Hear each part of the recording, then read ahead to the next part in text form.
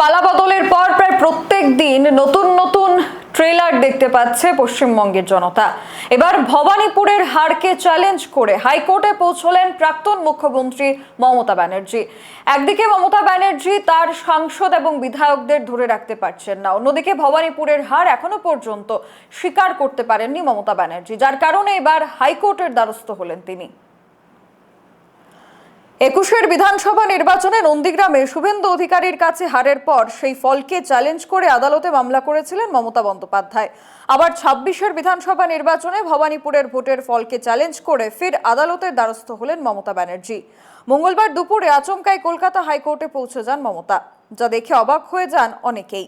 মুখ্যমন্ত্রী শুভেন্দু অধিকারীর জয়কে চ্যালেঞ্জ করে হলফনামা দাখিল করেন তিনি। জানা গিয়েছে, হলফনামা দাখিল করার পর তৃণমূল নেত্রীর সঙ্গে ছিলেন কুণাল ঘোষ, দোলা সেনও। আদালতে প্রয়োজনীয় কাজ সেরে ফের গাড়িতে উঠে হাইকোর্ট চত্বর থেকে বেরিয়ে যান তিনি। এর আগে গত 14 মে হাইকোর্টে গিয়েছিলেন Mamata Banerjee.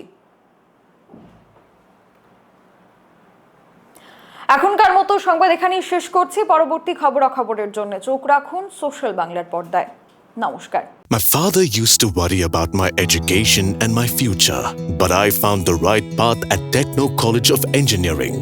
Here, we explore the cutting edge of knowledge of physics, chemistry, computer science engineering, electrical engineering, civil engineering, mechanical engineering, electronics communication engineering, 3D design, and artificial intelligence.